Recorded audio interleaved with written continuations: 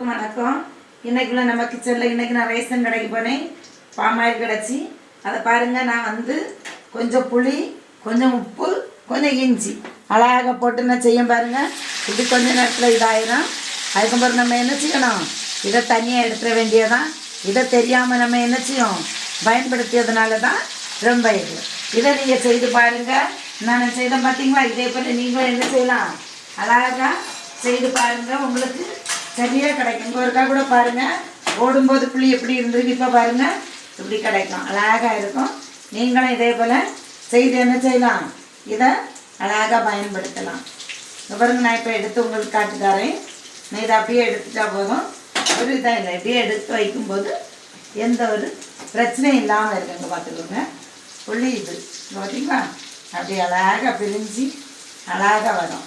நம்ம போடும்போது எப்படி இருந்துச்சு, இப்போ அது எப்படி இருக்குது பாருங்கள்.